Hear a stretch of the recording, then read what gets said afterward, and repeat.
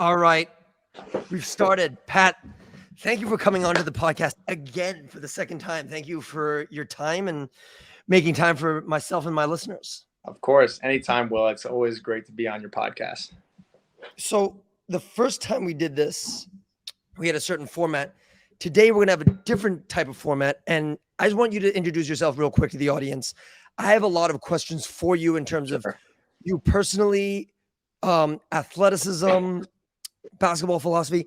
Go ahead and give us the 2-minute introduction on Pat Dickert. Okay, yeah, I'll give it a try. So, I think the best way to describe what I do is that I represent an emerging identity in the basketball industry that doesn't quite have a title yet. And I think that with the internet, how much information is being made readily available, like you can basically learn anything easier than ever. And because of that, I think the basketball industry is going to become a lot more interchangeable in the way that the roles play out. And we can just begin to see how much the boundaries are fading. And so I chose to become a professional basketball player because that was my dream since childhood. But my process of getting there was a little bit untraditional because I started by developing talents that came a little bit more naturally. And for me, that was teaching and coaching and training. And then basically, I just leveraged that experience to work my way back onto the basketball court as a player. And in the process, I've been just like synthesizing and connecting and multiplying anything that I think is good for advancing the game along.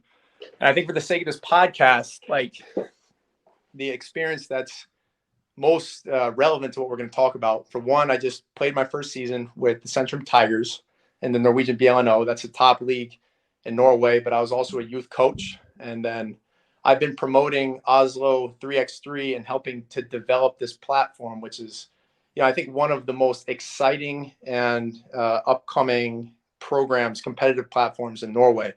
But before that, I was living in China and I was a skills trainer and a young men's team assistant coach for the Shenzhen Aviators in the CBA, but that's now the Shenzhen Leopards. But before all of this, I was working together with Adam Howard, who is an endowed chair of education at Colby College, my alma mater.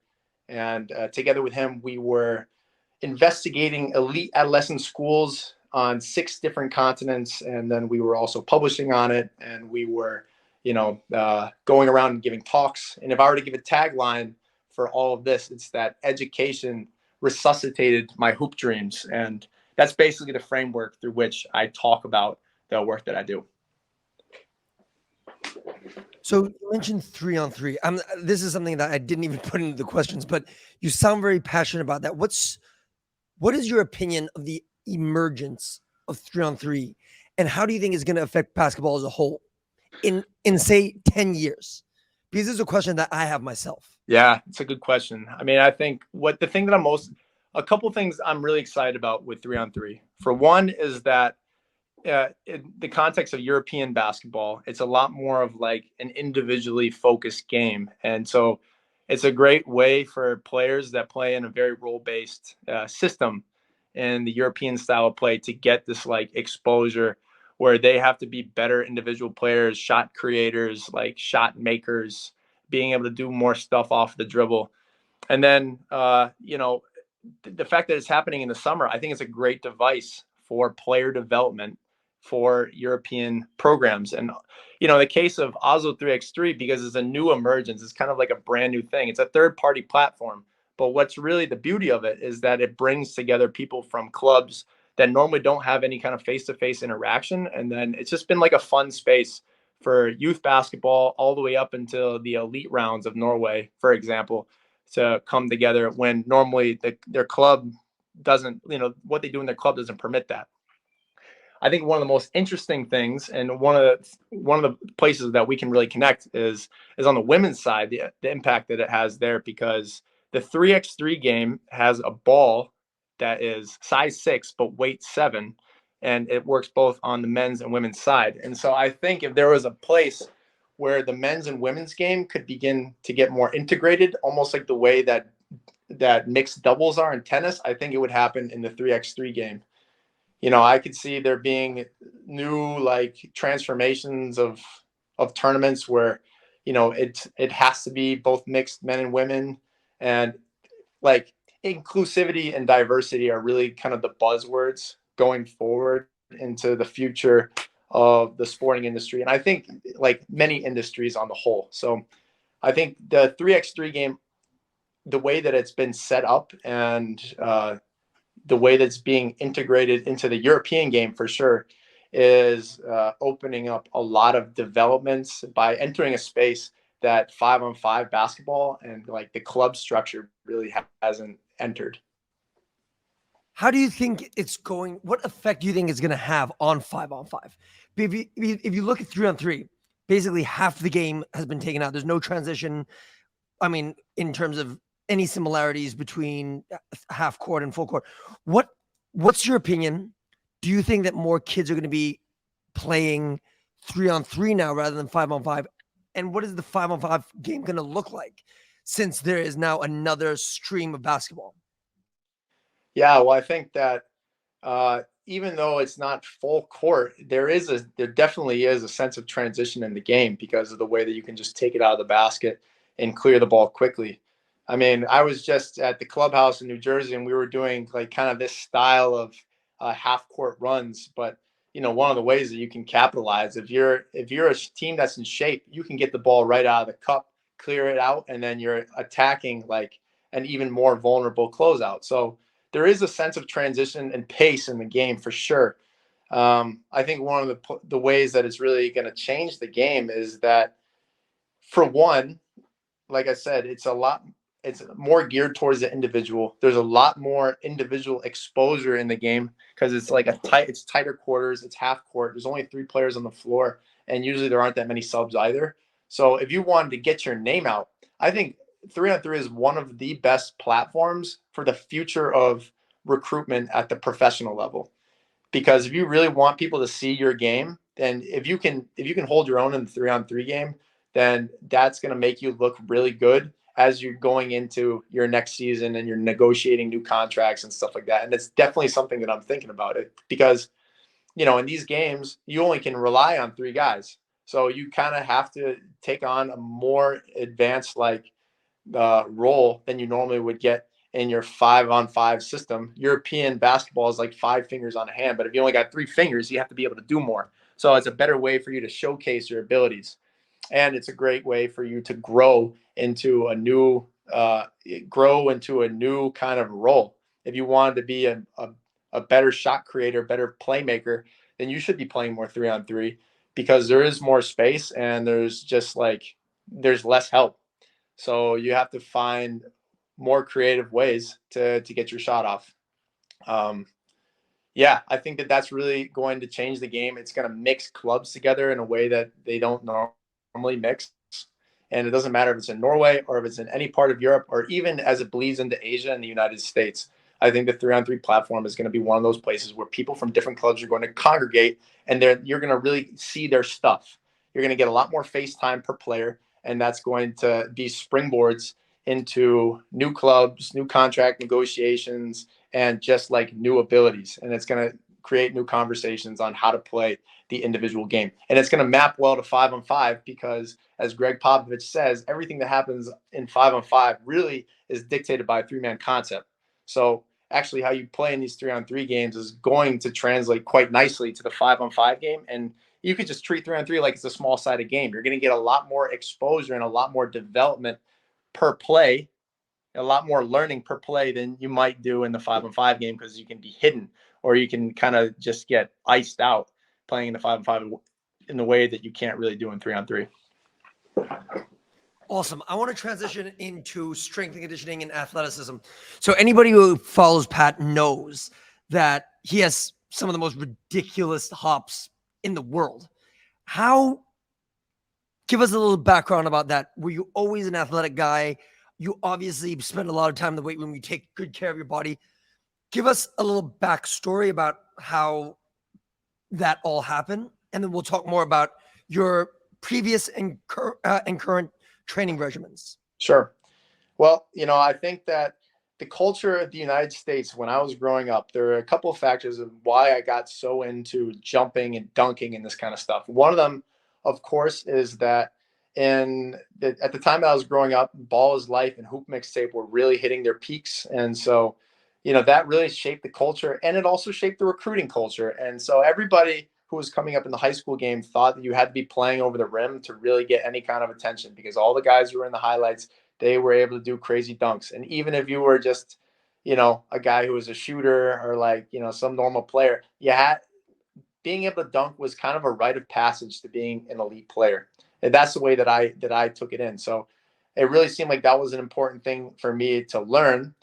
I was also influenced because when I was younger, I met Julius Irving. I was 10 years old, and then at a dinner together with my father, I was able to talk to him briefly, and he quickly became my idol. But I was learning stories about how he was dunking on short rims when he was growing up, and it felt the way that he told his story, it felt very tangible that I could do that as well. And that was he was very encouraging in our short words and talking to one another. And so the way that I started developing my jumping ability, in one way it was quite organic because I was dunking on low rims. I grew up in a small town here. I'm actually here right now in Hatfield, Massachusetts, and we have a couple of beat up backboards nearby.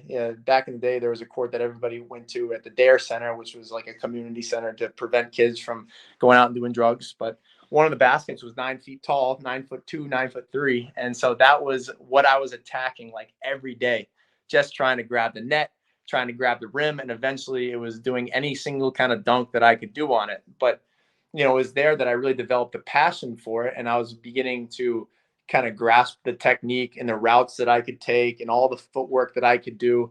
And that's, I think, what that kids need to do first is they need to understand all the different ways, all the techniques of jumping. That became a lot better for me because when I was in high school, I did high jump and I learned the approach technique and how to get over the bar and how to like use my leg swing to get up and all of these things. I was thinking in a brand new way, but I was able to take all that and bring it back into basketball just by putting a basketball in my hand. And I just want to interrupt you right there because I think that's a very interesting point that you just mentioned. yeah, Because when I teach people how to jump, I feel like, and I mean, you can correct me or give your insight. The hardest part of teaching people how to jump is translating horizontal force into vertical force. It's mm, that coordination right there. So, how old were you when you went into, wait, did you say high jump or long jump? I did high jump first. High, high jump first, but you did both. I did both. I did long jump in college, and that's when we'll get to the free throw line dunk, but that's when I got that technique. But first it was high Okay, jump just to get over the right. rim. So, do you feel like high jump, high jump helped your basketball jumping? Yeah, tremendously. It was night and day. I went from like just getting little fingers over the rim to my first dunk over the course of like a 2 or 3 month season. And it wasn't that I was physically getting more developed. It was just because my Yep. technique got a lot more efficient. Perfect. So, because this is an interesting thing, and like, do you agree with what I just said? Is that translation from going from running into jumping? I think Mm. that's where a lot of like people can, if with the right technique, people can put inches on their vertical in one. I mean, in I don't want to say in one session, but once it clicks. Yeah. Well, Will, I would compare it to this. Like, I know you probably work with some players that are just getting introduced to basketball, right? You probably Mhm. have a couple of kids that are coming in and they're just getting their feet wet in the game. Those players might be righties, but then if you try to put the ball in their left hand to shoot a lefty layup, they might not even be able to reach the rim. And then you ask these guys, you say, "Oh, how come you can't do it?" And they say, "Oh, my left arm is weaker than my right." And that's where this is where the misconception really lies, because actually your left arm is pretty much as strong as your right arm, but because it lacks the coordination, the power can't be expressed. And if you have good coordination, uh, we just had this conversation, but right before I left Norway, we were leading a girls' clinic, and one of the things I'm really excited about is getting more girls to work on their vertical leap and dunk. I think that using this logic, like that jumping is a skill, and if you increase your technique, if you increase your coordination, your power is going to follow. Then you're going to see a lot more people getting these unprecedented increases in their vertical. And so just as you said, yes, over the course of just a couple of sessions, you will find if it clicks, there will be immediate gains, and it will be night and day different. And that was my experience when I did high jump in high school as a freshman.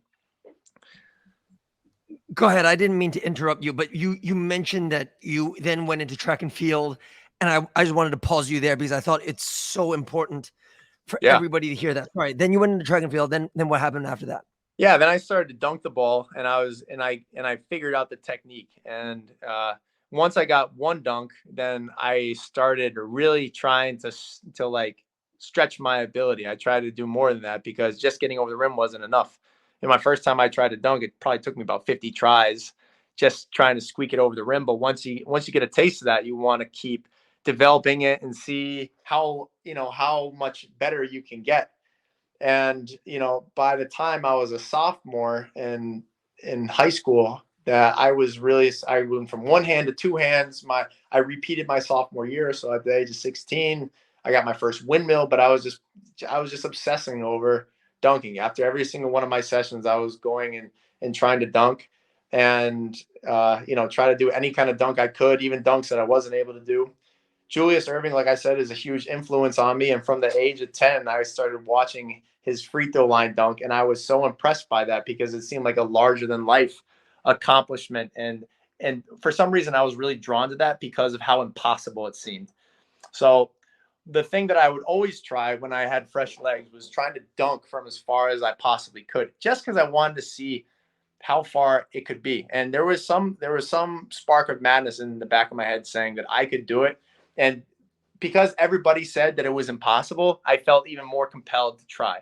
And it wasn't until college where I really saw this becoming possible when I did long jump. I did long jump my freshman year of college. I just did 1 year, and you learn to map your steps, and you learn to practice jumping a different way, and the way that you can like generate power. We really broke that down to a science. And because we're college kids, you can talk about it at a different level than being a freshman in high school. So I really started to get into the mechanics of jumping and the difference. And because I was doing long jump and I was doing high jump, I was also understanding the difference between power jumping and speed jumping, and how I could use my step, how I could use my penultimate, how to sync your hips, like all these things I began to learn during my one season doing track in college.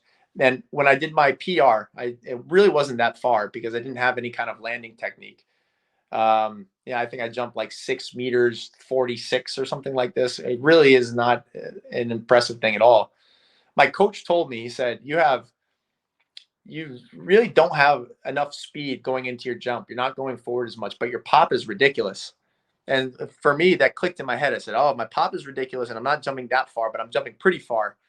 Then maybe I'm on to something here. So right after I did that meet where I got my PR, I waited a couple hours. Then I went back to the basketball court and I did the same long drawn out warm up that you would do.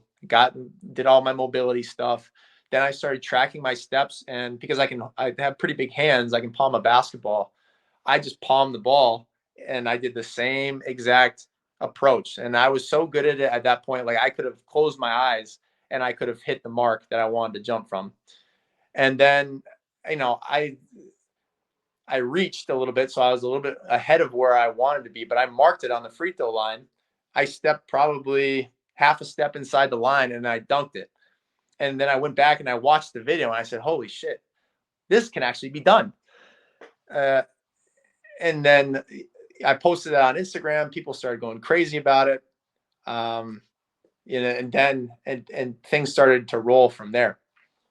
I don't want to go. Well, maybe we can go into what happened after the free throw line dunk at a later time. But like, it basically got to the point where I stepped on the line, I back rimmed the free throw line dunk right at the end of my sophomore season, and then I posted the miss, which I don't usually do, and then Bleacher Report picked it up, and I started catching. It just started catching on like wildfire. The fact that this white boy from a Division III school back rim the free throw line dunk. And I was like, and I just said, hell no, I'm not going to be known as that guy who was known for missing a dunk. So I spent 2 weeks just prepping, like the same way I did when I was doing track my freshman year, going back with my track teammates, working out together with them, and then I was home. I was fresh. I brought one of my friends, Ben Christopher, from my high school to come and film, and I just knew that that was going to be the day that I was going to do it. Had the best session of my life at the time, and it took me 6 tries to get the dunk. I didn't even know that it went in when I saw it, but then, because the ball went in and nobody reacted. The gym just went quiet, and it took a couple seconds for people to look back at the film, and people say, "Oh my God, he got it! He got it from behind the line," and I just knew that something had been special. We just did something really special. We finished the session. I did a couple more dunks that I hadn't done before, and then I just took my phone and I drove home. Almost got in a car accident on the way back because my hands were shaking, because I knew I did it. Like, the fact that I hit that thing, it just didn't seem like it was. It didn't seem like it was possible, but to actually cross over that line and to have done it, I got home to my mom and dad here, and I'm just screaming, "I dove for the free throw line! I can't believe I did it!" And my mom sees that. She said, "Oh, that's nice, sweetie." And I show my dad. I had one dunk where I was on the line. I had one dunk that was behind the line, but it wasn't as good. I kind of squeaked that one in, but we decided that was the one I was going to post. And from there, it was history. I was like the most famous guy on the planet for 2 weeks. Everywhere picked it up. Sanli Shiwen from Taiwan, they did a huge segment on that. Good Morning America was cold calling me. Like, Daily Mail UK was posting this, and I really thought that this was going to be, yeah, this was really a big deal for me, and for a guy that wanted to play professionally, and I was at a Division III school. I said, this is going to be my way. This is going to be my entry point to So, go. Pat, I have a question for you. So, It Sure. sounds like you spent a lot of time trying to dunk from the free throw line. Yep. And if I could come close to that, I'd probably do the same thing. Looking back as someone who is now playing professional basketball, Yeah. how much more time would you have rather spent on becoming a better basketball player than trying to dunk from the free throw line? And I'm only asking you this question because Yeah. I don't know anybody else who can dunk from the free throw line. Right. Well, Will, do I regret doing everything I did? I wouldn't even say so, because that's what made me who I was. I mean, that's really been formative in my identity, and I actually found a really great community in the dunking community. Like, Nice. yeah, I made some good friends with Jordan Kilgannon, Isaiah Rivera, John Evans, who is one of the most incredible jump coaches, maybe the best out there. I will never be let into that community. You never know. When I come over there, we'll do a couple jump workouts, see how far we can get. Sounds good. Yeah. No, but Yeah. so it's cool that you Yeah. found some new connections. Yes. What I would have done is I think this is a maturity thing. Like, once I got that attention, I just didn't know how to handle it. Like, I really Sure. like that attention, but I really got bent out of shape, and I stopped paying attention to the basketball stuff itself. Before the free throw line dunk, it was really kind of like an organic passion. And there wasn't really a big issue with me doing that. If I had known any better, I would have continued to train. I would have done that dunk training probably. Maybe I would have taken it a little bit easier and taken better care of my body and stuff like this. But, as a college kid, I had no idea. And I would have been spending more time training the stuff that actually got me better results. I mean, one of the reasons why I was able to dunk from the free throw line was because, yeah, up until, yeah, I mean, all the way through college, I've always had this, like, workout psycho mentality, and I was always willing to go harder than anybody else that I knew, because that was the way that I always saw, like, having to differentiate myself. And getting the free throw line dunk to me was a product of that level of effort that I put in, especially despite hearing what other people saying, "Oh, you can't do this, you can't do that." I liked having the free throw line dunk because that was my way of defying all of the people that said I couldn't do something. So, Sure. yeah, I think I wouldn't have changed that at all, that I dunked from the free throw line. I would have continued to train that way. I would have done more technical training and less physical training, and I would have taken it easier on myself physically and mentally if I knew that there was a way that was a little bit easier to go. So But I think, yeah. Sorry, go ahead. yeah, that's it. I think So, that whole experience was very definitive to who I am, and I learned a lot from it. And I don't think I would have learned if I hadn't taken things to an extreme like I did. so you're the first guy on our podcast who can dunk from the free throw line, and so I need to ask these questions because I think there's a lot of misconception when people go into the Sure. gym and want to jump higher. Chances are that if you're listening to this podcast, you cannot dunk from the free throw line, and you are like me, and we are very happy when we can lay the ball up and grab the rim, and that's like we could call that a day. I'm asking you this question because I think it's very, very important that people hear this. Mm. Did dunking from the free throw line help you become a better basketball player? No, it just gave me a calling card for, like, if you want to talk about what's a better basketball player, I got more opportunities because I dunked from the free throw line, but that was all just Sure. press. Did it make me a better player? Um, it just gave. I mean, like I said, it just gave me.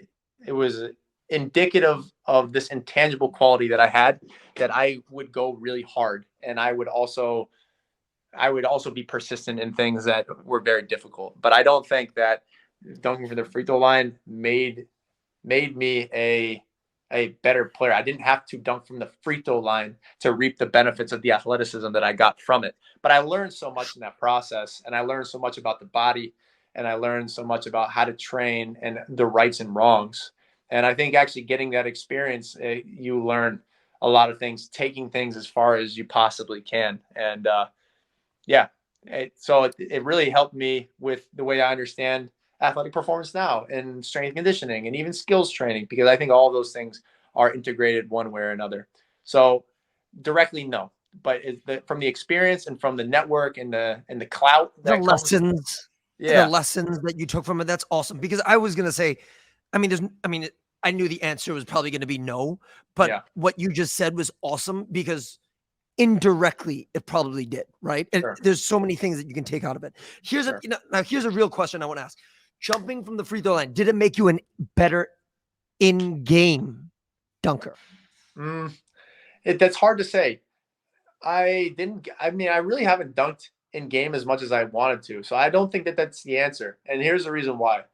To be a free throw line dunker, you have to be a speed jumper. You have to differentiate between speed and power jumpers. Speed jumpers need a big, long run up to build the momentum, to get the lift off the ground. These are guys like James White. Another comparison, like in China, Yi Hong is he's a pretty hard speed jumper.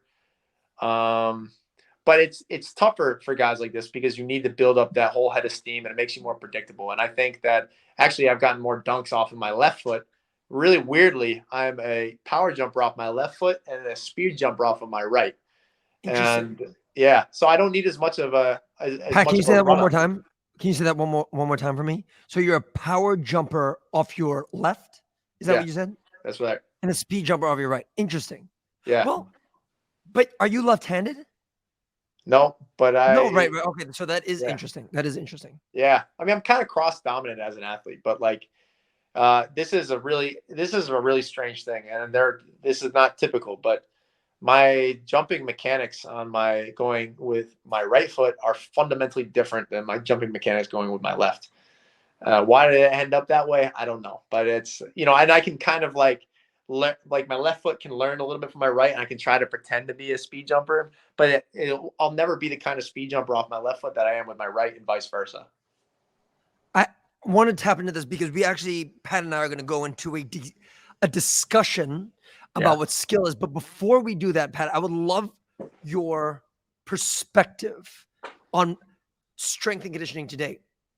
Because the reason that we do strength and conditioning, I interns at the strength and conditioning department, starting at 18 years old. I now own my own gym. And so I've been doing this, weirdly enough, I'm 37, for 18 years. Yeah. And I feel a lot of the times the goal for me in college was to be able to do what you did, was to be able to jump high, run faster.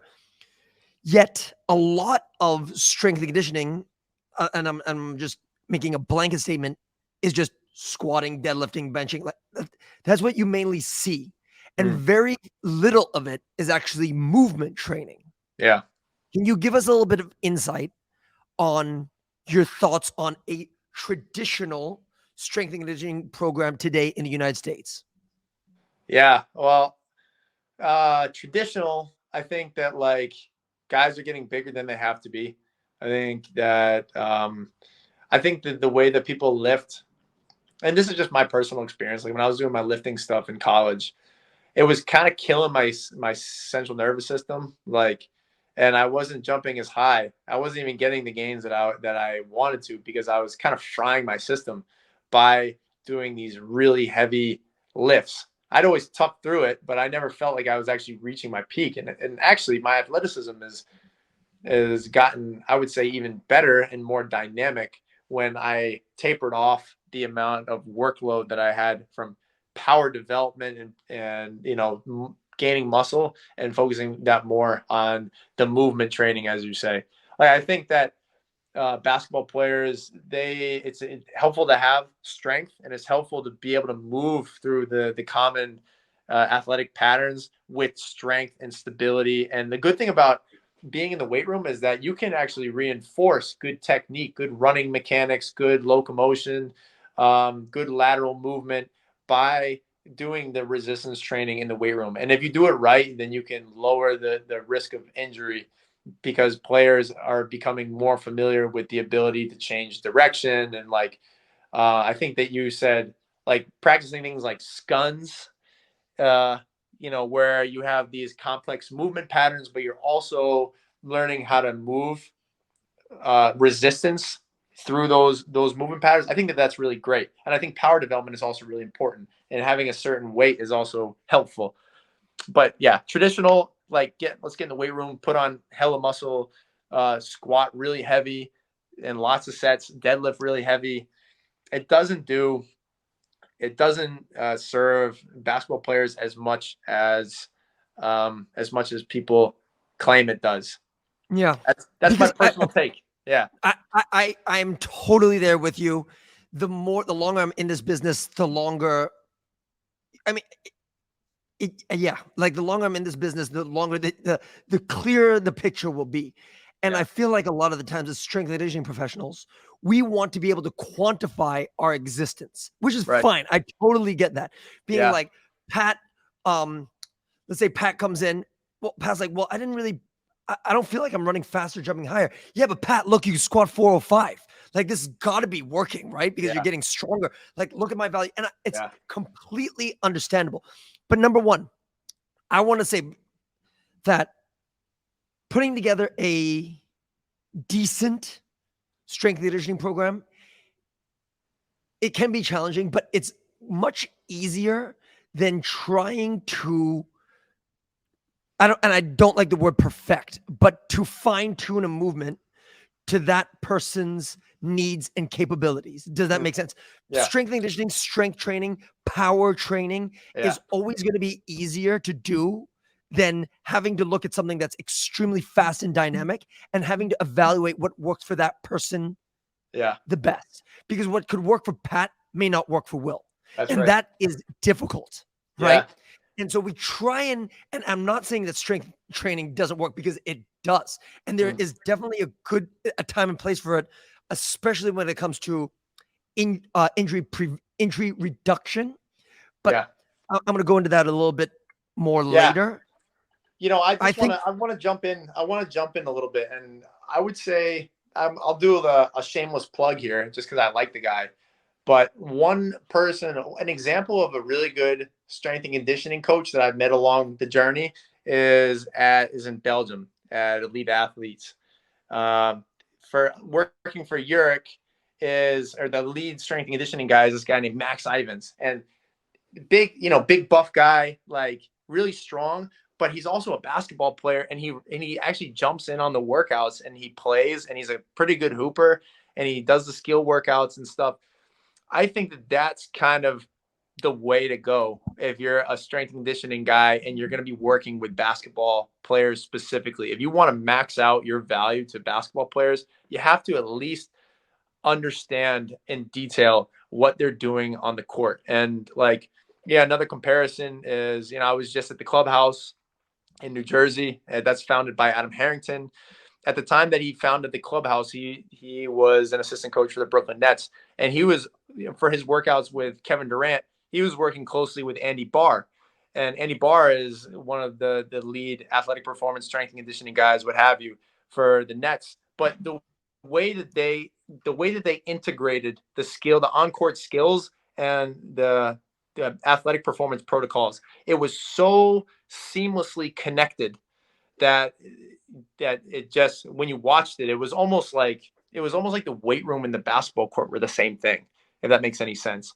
The way that Totally. the training methods and stuff. But Andy's, when you're in an organization like that, you just have so many people that know so much about their field, and they're able to talk about it, and you really have to have this really blended, integrated, interdisciplinary mindset if you're going to be the best at being an athletic performance guy in the basketball scene. So again, like, this is a young guy, Max Ivins, back to Belgium. This guy jumps in the workouts. He does the training himself, so he gets that physical input, and then he runs all of his strength and conditioning stuff. And there's a part of him that is traditional strength and conditioning guy, because the dude is a stick. Like, he's really strong, and really, like, he'll muscle anybody, but he has that sense of, like, how can you take the movements that are coming in the skill sessions, and the emergent qualities, if you will, in the training environment, and then he caters his strength and his resistance training and plyometrics and all that stuff,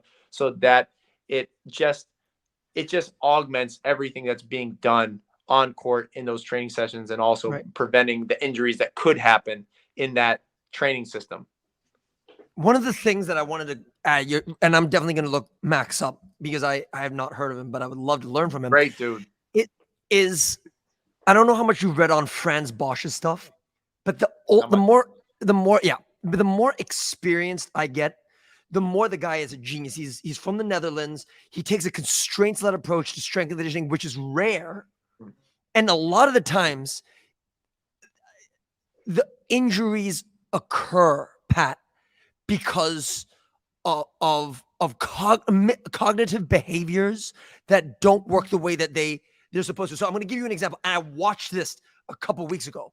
There was a guy dribbling the ball, and he was going under the rim. We call it a Nash, and he was going to come back out, but he made the wrong read. He expected that someone was going to chase him, but they cut him off. And right then and there, he had to turn to kind of compensate for that wrong decision. And bang, his ACL went. And right then and there, Pat, I was like, holy shit. Like, it wasn't like, because I watched the whole thing. Was it that movement? It was that movement. But what's more important to me was the decision he made was the wrong one. And he had to immediately come out of a movement pattern that was not ideal and recorrect. And right there, I was like, I've got to change a lot about my programs, especially when I say that I'm injury reduction, because there was no strength training. You cannot convince me that there's a strength training protocol that could have prepared him for that. Do you know what I'm kind of saying? Yes. I'm not saying to throw out the strength training protocols, but what I'm saying is, if you're not challenging the nervous system, the cognitive, like his cognitive load, his working memory regularly, this will happen.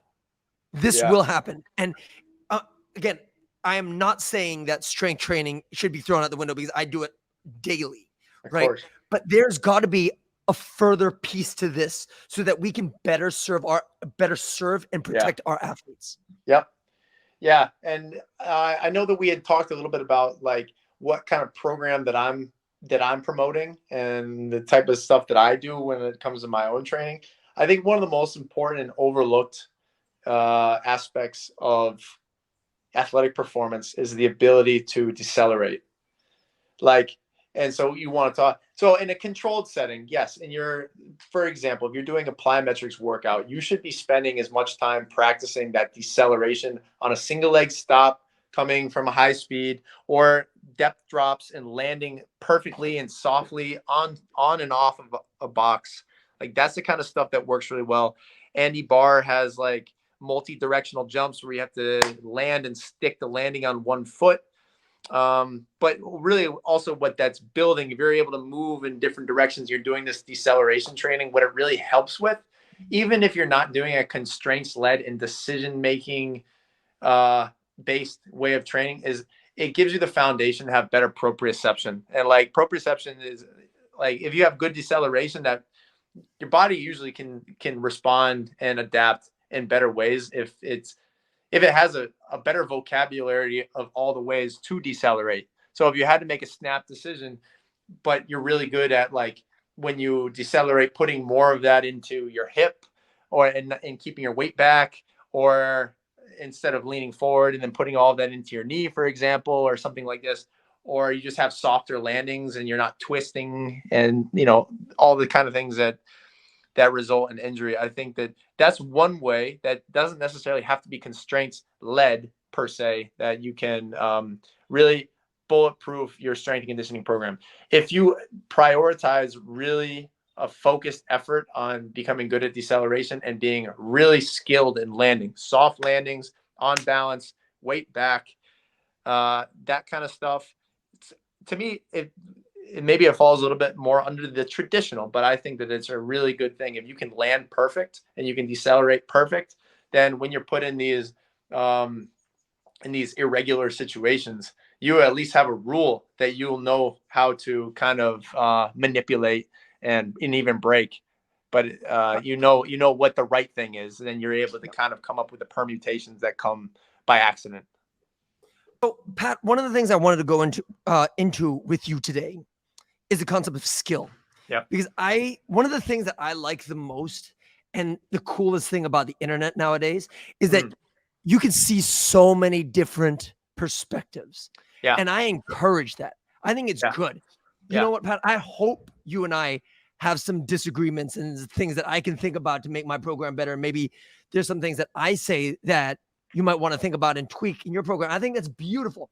Where I think we go wrong as coaches is that we take it personally and we feel like we're being under attack because we're so passionate about what we do, right? And Sure. if you break it down to the core of why do you want to be a coach, it's always to help people. It's not like, at least for me, if we keep that in perspective, that we're all in it to make the world a better place, I think that I think the internet would be a lot. I don't I don't want to use the word safer, but emotionally safer for everybody to be entitled to their own opinion as long as it's not offensive. So what I want to do with you today, because I think Pat, you and I can talk for hours and hours, is the concept of skill. What does skill mean to Pat Dickert? Honestly, what does it mean to you? And then we can kind of take it from there to see what you're doing for your players and what you're doing for yourself to enhance their skill. Yeah. Well, it's that is a rabbit hole that goes down probably to the center of Earth and out to Hong Kong. But it's uh, the way that I would put skill. I would kind of categorize it into two sections. You have the part of skill that is external and unstable, and then you have the part of the skill that's internal and stabilizing. And the first kind is the kind that is getting really popular nowadays, which is what people are saying. Like Alex Sarama talks about the ecological dynamics concept of skill, where everything is just a emergent quality response to a dynamic environment. That's one way of understanding it, where there's perception action coupling, and you see something and you have to create a response, and you have to create a response to that stimulus that solves whatever inherent problem emerges from the situation. That's one way of thinking about skill. I think that is a pretty good starting definition, but it's incomplete. There's another kind of skill, And these two things are inextricably tied to one another. There's another kind of skill that's like an internal mastery that's not as much about pushing yourself outside of your comfort zone, but instead taking something that is known and familiar and refining it and struggling with it and investigating it until it's perfectly polished. And this is the kind of skill. And the reason why practicing basketball on your own is never going to go out of style is because there is something about basketball skills that are like playing the violin. And if you were to play the violin, I mean, if you were going to take the model that a lot of these guys coming up, the newer generation trainers are saying, that you're kind of suggesting that, oh, you're going to throw a guy into a concert and just by listening to a lot of music with a violin in his hands, he's going to be able to play the music on the violin. And I don't think that that's a complete way of understanding it. And basketball is becoming more and more refined in the skills that you need to use to solve the problems that happen in the modern game.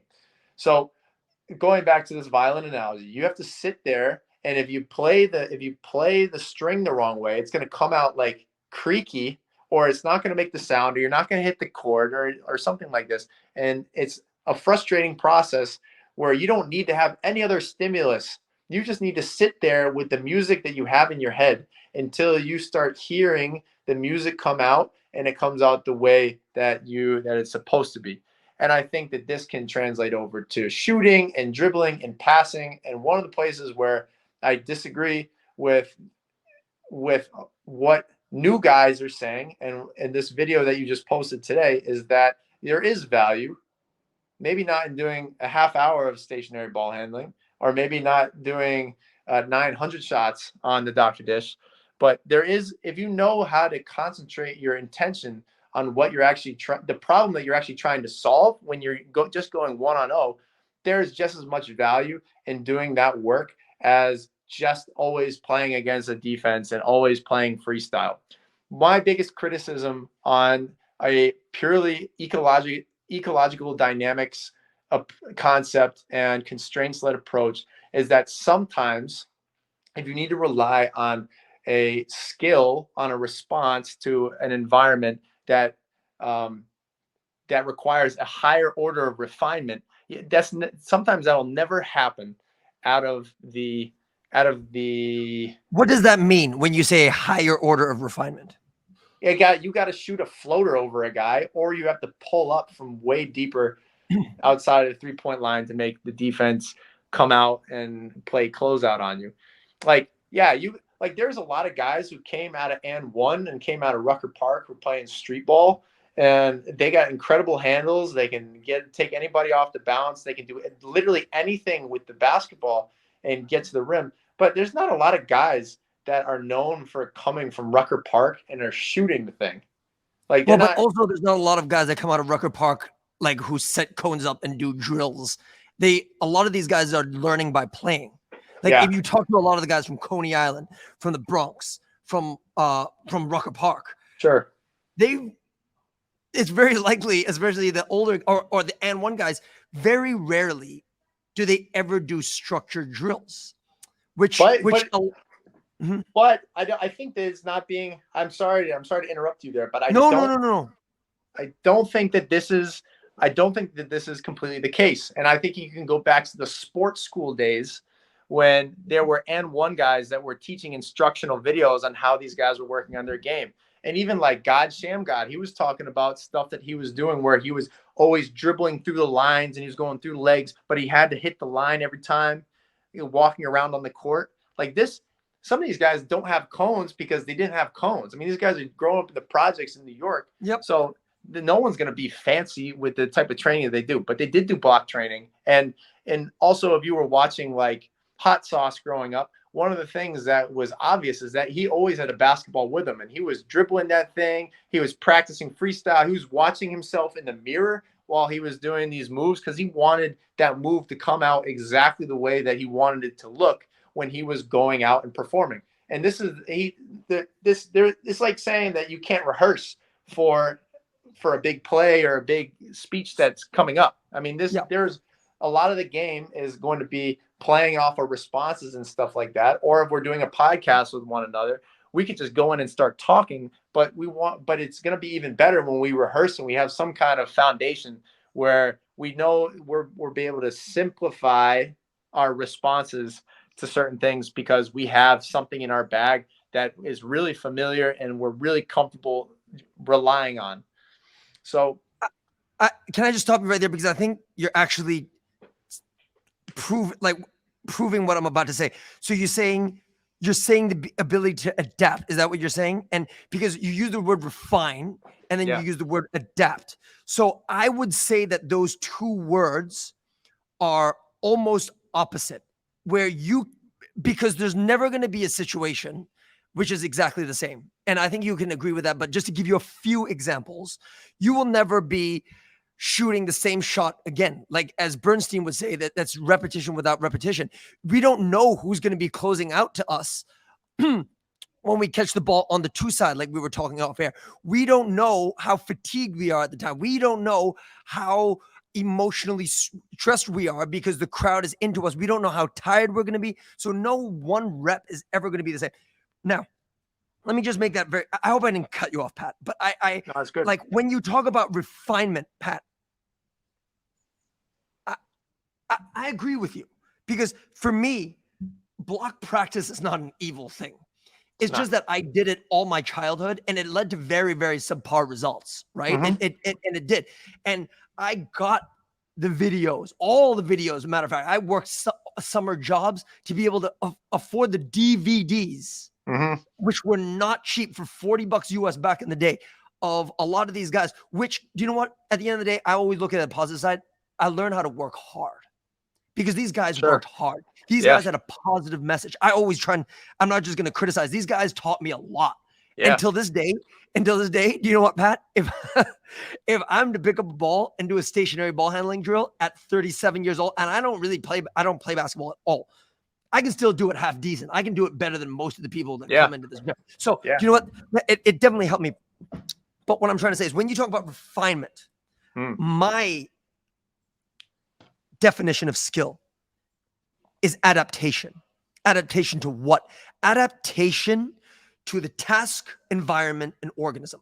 Which you know where I'm coming from, that triangle that I'm talking about. And especially that environment piece. You know, a lot of the times, Pat, that triangle gets mixed up and we don't know what goes where. But the ability to sometimes be fresh physically, sometimes be tired, sometimes be able to shoot over tall defenders, sometimes be able to shoot wide open, sometimes be able to shoot off the move, sometimes be able to shoot stationary, sometimes be able to do things in a half court setting, sometimes be able to do things in a transition setting. Like, these are again, where I'm going with this is my definition, rather than refinement, is adaptation. And I think that, you know what? I do feel like that there's a place for block practice, but Pat, there's a place for block practice with context. It's not that I'm doing it over and over again. Like the shooting machine, when I do it with my girls, like, what kind of shooting are we doing? And if I'm going to do it with my girls, the doctor just isn't just shooting it to them. I'm catching it and then passing it to them. And hey, this is a half court setting where you're coming off this down screen, or this is a transition setting where you're catching it on the two side. Now it makes sense. Does that make sense? Yeah. And I'm not trying to say that stationary ball handling is the devil.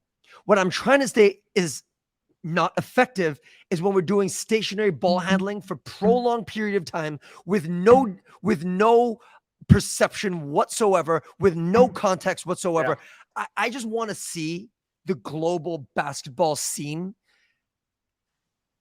I want to see kids get the most out of their time, is what I really want to see. Definitely. And I'm not here to bash anybody. I'm here to challenge the status quo, the thought process, and say, hey, there's a lot of things that Pat knows. He can dunk from the free throw line. I've never been able to train a kid that can dunk from the free throw line. So there's got to be things that Pat knows that I don't know, right? And I'm sorry to go on the spiel, but I just wanted to give you a glimpse of kind of how I feel like skill development needs to be changed and a little bit more sophisticated. Sure. You know, and it's funny, like, I think we also need to provide some context about the audience that we're probably talking to. And I can Yep. empathize. I can really empathize with you and the angle that you're coming from, because I spent over 2 years in Asia doing basketball, and there is a lot of block practice, and there's a lot of like stuff that's static. Even the team training can be static in a way and not adaptive to different situations that come up in a game. Like I think a lot of players in Asia, or mainland China, let's say, like the chaos tolerance in in the recent years hasn't been so high. The chaos tolerance hasn't been so high. And so I think with that said, it makes sense why you're so passionate about this. Now, I also got a different taste. One of the things I was really fortunate about going to Norway, spending time out in Europe, is that I kind of went to the other side of the spectrum, where the game is inherently free flowing, quick decisions. Like, it's there's never an exact plan, but you have to always be able to pivot on a split moment. And actually, it was in that place where I realized, hey, there should be more guys who are going out there and helping these guys do some block practice and get their movement pattern, like expand their movement vocabulary and stuff like this. So I am on the same page with you that there are a lot of people out here in the world that are doing too much block practice and hitting a plateau that they don't know how to escape. Now, as an American who's done a lot of black practice and is discovering, I'm kind of getting into a new phase of my game. And since I've been implementing more small sided games, more action perception coupling with live defense and stuff, I've been getting a lot of good results. But I also do not discredit the value that my foundation of lots and lots of ball handling and like traditional finishing training, traditional shooting training, the impact that made on my performance in these small sided games. I think I have a I much totally agree with you. I yeah totally agree with you.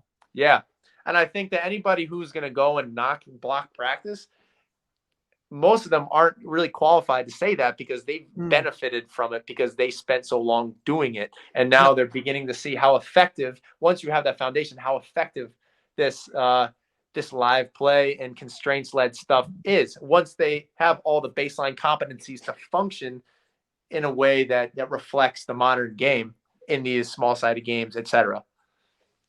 Yes, I totally agree with you. I think that because similar to you, I was out dribbling the ball, watching and one, and for me, it was kind of like it's kind of like an art. Yeah. But that was self discovery. I will make a case for block practice and say that and I got this from Mike McKay from Canada Basketball, that it definitely helps with the 2 C's, which I call comfort and confidence. Yep. And I will make a case that without those 2 things, you will never be a very good basketball player. Sure. Right? You will never be a very good basketball player. Now, Yeah. would I stay there in block practice for very long? I wouldn't now, because for a number of reasons. Number one, I think that you can't separate perception from movement or action. And also, I don't I think think so. that I don't think it's very fun. When I look at my kids, they Yeah. love small-sided games, and to be able to use Same. games and competition as a way to get better at basketball, right? Yeah. And so here, okay, Pat. So the next thing I want to ask you about, because I've been reading, it's crazy, Pat. I bought the reaction lights. Do you know what I'm talking about? Like Yeah. what is it? Yeah, I just use those. I was at George The Lawler's fit, gym. Yeah, the the fit Ripco. lights Yeah. at its most expensive when they had no competitors with this. So I don't even ask me how much they cost. But I was reading numerous papers about these things and negative transfer from sports scientists, and that it doesn't incorporate the gaze and anticipation, which is very interesting. Now that I'm older and I dive into this, what is your thoughts on training aids, training tools, all this kind of stuff? I would love to. Do you use them yourself? Do you encourage them in sessions? Yeah. What is your general thought process? Yeah, I think that it's the effectiveness is determined by who uses them. And uh, you can be someone, for example, Michael Lancaster is fully qualified to use every bit of his equipment because he knows exactly what purpose they serve, and it perfectly maps to his understanding of skill development. He is the best at using those tools. He uses them in a way that makes sense. And when you work with Micah, the way that he introduces the entire training experience, uh, that he's just a master at integrating those things, and so you get a great training experience working together with him. I think that you also can these tools will fail to serve their purpose if it's in the hands of somebody who doesn't really understand how to bring them to life. And like if you're and the same thing with using cones, the same thing with using any kind of training tool. If you're just using a training tool to continue to beat your head against the wall, then it's going to do it. It's going to make the product look useless. But there is always someone like a creative, innovative teacher will be able to take anything and give it value in life. It just depends on the way that they introduce it in their training and how it fits their style. So like yeah, I think the training tools they can be great. The training tools that I like to use in the past, I had a lot of value when I was in China using the grip mats. And specifically when I was working with youth players, because it's a really good device, especially when you're fighting a language barrier, to have something that clearly defines the vocabulary and the grammar, if you will, of the footwork, because it really simplifies the way that you can communicate that. And I had a lot of success introducing new footwork patterns to players using that mat. I also like using the rip cones because it was one of the things that I first found a way to use that would get my attention outside of myself. I like tennis balls too because it's something that you have to watch, and if you don't have a defender that you can, if you're just doing one on O, but you wanted to create some kind of external thing, then you can add a tennis ball, and that's totally gonna, if you know how to do it, it's totally gonna transform your way of playing and using the skill, because you can create all sorts of challenges with a rip cone and with a tennis ball that is gonna give you the same effect as if you, not the same, but it's gonna give you a similar kind of stimulus as you would if you had a defender. So yeah, I think basic stuff like I really experimented with tools coming up, but the grip mat, the rip cone, and a tennis ball well applied is going to give you some really good results. Now, when you use the grip mat, right? Yeah. I can see it. It's an external stimulus. You're like, put your foot here, put your foot there. And you know what? I'm still battling on when and where do you teach these footwork patterns? My question to you is, did you see transfer in that they were using them in the games after you taught them? And it doesn't need to be immediate. It could be weeks Yes. later, but that's what you did. Yeah. Yes. And I don't agree that the game is so unpredictable that you'll never get the exact thing. Yes, maybe not 100% exact thing, but there are a lot of patterns that you can really depend on repeating themselves. And I'll take shooting as an example. Like there's a lot of they want to become more adaptive shooters. I can understand that, and having a certain degree of adaptability is important. But if you're playing in a good offensive system, you're going to get good shots that you'll get over and over again. For example, in playing a fast break with a two side, and then you get a good baseline drive with somebody who knows how to take someone off the bounce, you're going to get a slide corner three on the weak side. That's going to look pretty much the same. And if you were to watch someone's highlights, they might get two or three of those in a game, and you wouldn't be able to distinguish which one was which. So yes, I think when you're introducing different kinds of footwork patterns, and it depends on the level of player that you're working with. Of course, there's no one size fits all, but yes, I did see results because people were resorting to new footwork vocabulary that they now had in their arsenal, and they were going to revert to that the same way that I revert to using certain words when I'm talking to you.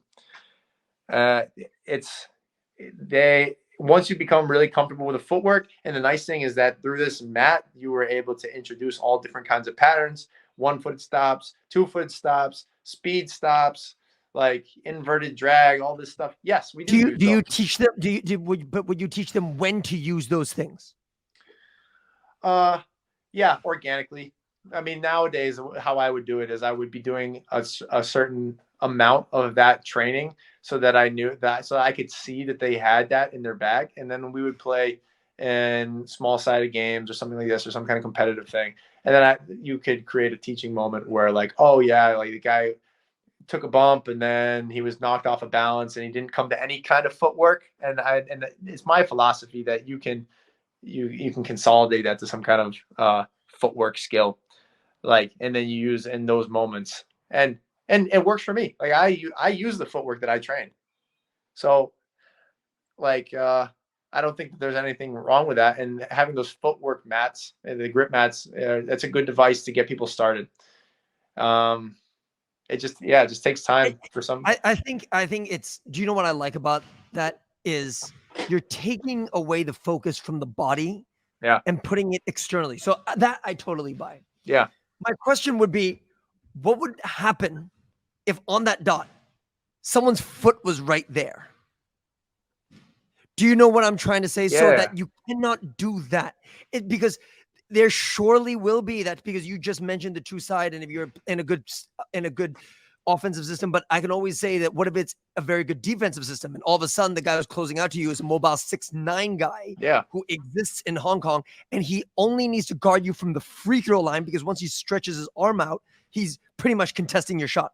yeah, So like, you know what I'm trying to say, Pat? That you know what I'm trying to say. I'm saying that there's, yeah, for for sure. every point there's a rebuttal to that. But like, I'm trying to get you to help me understand, because I'm really trying to be as open-minded as possible. So Sure. if, like, I understand, here is in the case of there is nobody guarding me and there's no context. I'm just trying to get this footwork down. My question is, what happens when you cannot get that footwork down? Because I'm up in your grill, and on that dot is my foot, so you cannot step there. That Yeah, is well, my only question. yeah, well then it's okay. We'll just use that analogy. If that was the case, and we're teaching it, because I'm assuming you're talking about a 2 footed stop, and now we're in a Actually, I'm situation. not. I'm actually talking about, I think, what they call the drop. Is it like when I Yeah, split?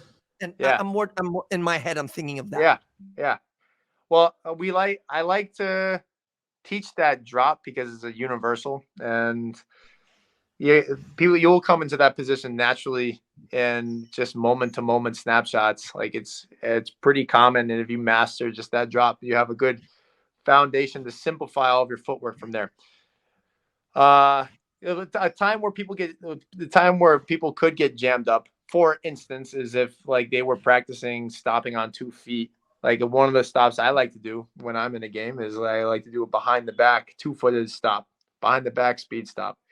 Now, sometimes there's not enough room for me to do that. But then, as a coach, if there's a second person involved, then what you might say is, "Oh, now you're going to do a punch drag because that's the only footwork that's going to allow you to take a bump and in that space constraint, like create separation or to come to a controlled stop." So there are solutions. Like I don't think I'm going to be sold today that there aren't all the movement patterns in basketball, there aren't trends where there are There's more definitely efficient. trends. Yeah, I mean, there's a reason why Michael Lancaster and DJ Sackman and Jordan Lawley and Tyler Relf have have been so embraced. It's not that they're fooling people. There is some validity in having a whole set of solutions to the possible problems that happen in these small sided games and constraint led drills. They're basically giving you the answers to the test that is Can the I concern. just add? I think everything that you're saying is super valid, and I love it. Yeah. I'm just thinking of implicit versus explicit learning, and is there a way that we can have a task teach them so that we don't give them the solution? And Yes. by the way, please do not. I'm not saying you. Anybody who's listening, please do not take this out of context and saying I'm just standing there not teaching and I'm not saying that. I'm saying, is there a way? Because science has shown, research has shown that when a player can come up with a solution themselves, the retention lasts far longer.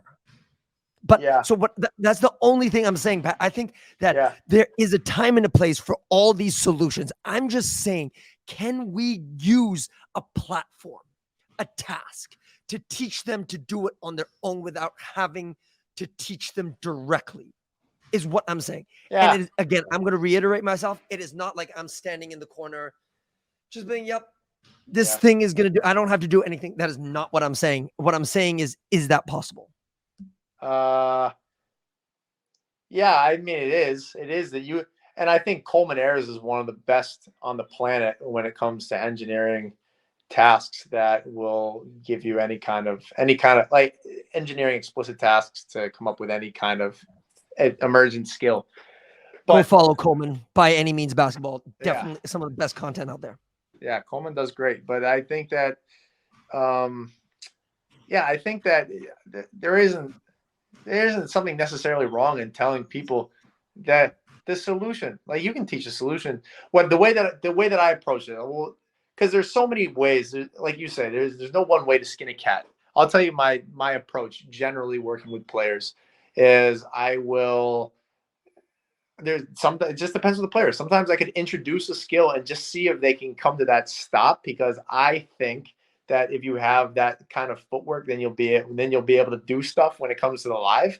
Or I'll just throw a player into some one-on-ones and some, maybe a small-sided game and see what they do and see where their deficiencies are. And based on my experience and knowledge after playing the game and coaching it and stuff, what kind of skills have I seen or have I observed other people or have done myself that have created a better outcome in these same exact situations that I'm setting up for these players. So that's another way too. I'll go and play and throw them into the fire, play drill play style. They'll go and do something and realize that they're deficient getting to the basket, or they don't have a way to respond when the defense is pressuring them and jamming them up. And then you come up and then you can manipulate a drill that's very rehearsal based and more in that direction, where the player can go back and it's a more of an internal violin playing process, where since they've freshly failed, they've freshly fallen and made the mistake, they understand the value of the drill that they're trying to do. The reason why it works for me and my players is because I am able to communicate to them the purpose of this skill and why it solves the problem. And my players buy into that. They believe that what I'm saying is right.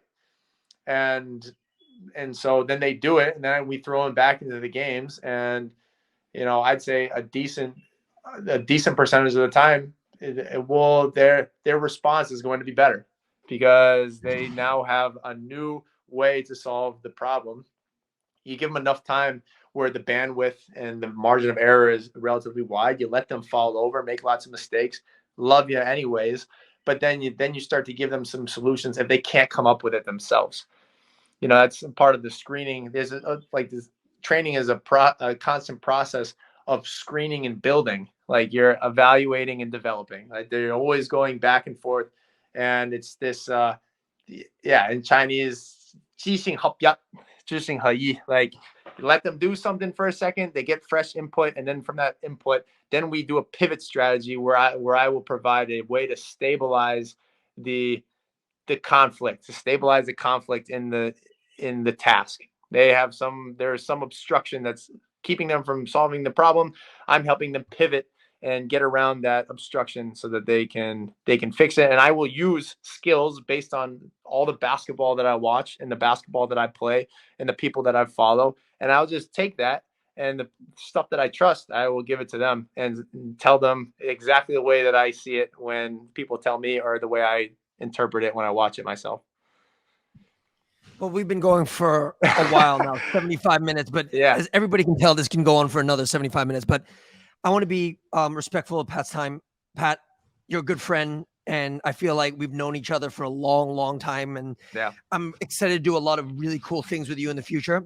but I just want you to let everybody know, where can they find you? Where can they find more information about Pat? He's the most receptive person. So if you ever have any questions, he'll hit you right back. Pat, where's the best place? Yeah, please, anybody who's interested in talking to me, they can find me in a couple different places on my Instagram. Luftnorge. That's spelled Luftnorge. That's Air Norway in Norwegian. You can. That's my personal account on Instagram. I will put a lot of stuff on there that has to do with training and just my own life and what I'm doing as a player. And then I've been building a training page, and for everything else that's basketball development related, called Global Basketball College. That's Global Basketball College. No underscores, no nothing. You can find that on Instagram. And then, 如果你是一个中国人的话，你也可以关注我的抖音。我的抖音号是高飞，然后那个数字五，高飞五。这样你就可以关注我。然后，微信已经满了，但是反正，通过 IG 或者抖音，你就可以直接发给我一个消息，然后我会很快给你一个回复。I will respond as quickly as I can to anybody who wants to send me a message. I can do it in English. I can do it in Mandarin. I'll be traveling around through Europe. I'm going to be going to Italy quite soon, and so maybe it's a good time for people who are more curious about the European game. I'll be thinking about that pretty soon as I get my way out there. But I really like to connect with people, the youth, and helping other people reach their own goals is one of the reasons I continue to pursue mine. So another reason why I'm a big fan of Will and Strive Basketball in Hong Kong, because I know that this is what you guys do, and it's really nice to see someone so energetic and yet so compassionate to the base of perhaps even underrepresented basketball talents that deserve a chance to reach their dreams. So, we will have our time to do this all in person. I hope that it's going to be sick, but I know that we'll have lots of chances to do stuff like this in the future. Please feel free to have me on for more episodes because we have a lot more to talk about. Love it. Pat, thank you so much for coming on. And yeah, we're going to release this episode as soon as possible. So this was a great one. I'm very excited about it. Yeah, well, we're going to get to it.